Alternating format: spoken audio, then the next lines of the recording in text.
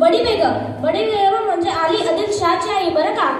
नजरेत तिच्या अंगार दरबार झाला गपकार, कुणी घेईल पुढाकार साऱ्यांनीच मानली हार. इतक्यात अचानक एक सरदार उठला, बोलला हम लाएगे शिवाजी को, आणि त्यानं विडा उचलला. नाव त्याचं अफजल खान,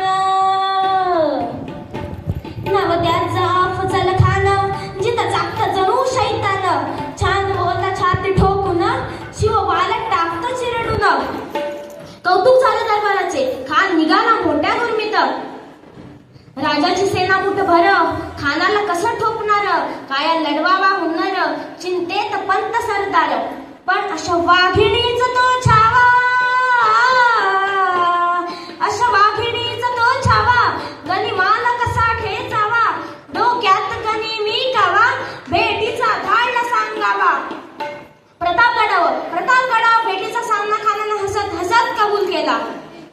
दिवस सरलेवर ठरल्याप्रमाणे प्रतापगडच्या पायथ्याशी खान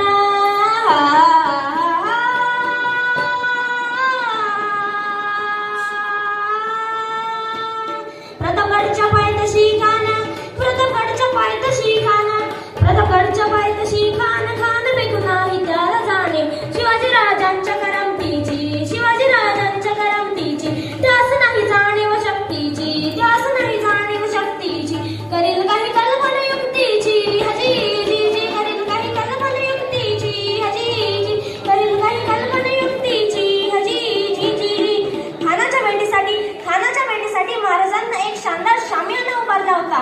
हो भेटीसाठी छान उभारीला, नक्षीदार शामियानाला. आणि अशा या शामियानात खान डौलत डुलत आला.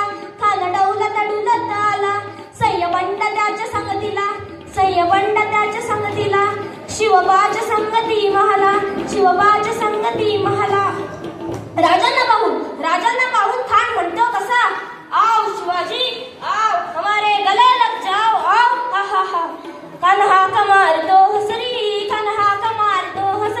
धोकून नगर कहरी, जिरहा जिरार जी जी. खानानं राजांना आलिंगन केला आणि दगा केला. खानदा अभिमान मानला, कटरीचा वार त्याने केला. खरखरे आवाज झाला, चिलखत होता अंगाला. खानाचा वार उभा केला. खान एडवळला. इतक्यात महाराजांनी पोटामध्ये विश्व घुसवाला. वाघनाथांचा मारा केला. तड फाडलं पोटाला. तड गेला खानचा कोकळा. बाहेर आला जी.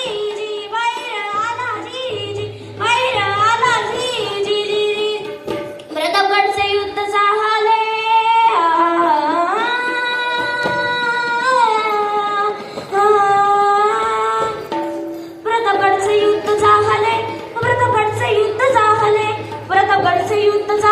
रक्त सांडले, पाप सार गेले.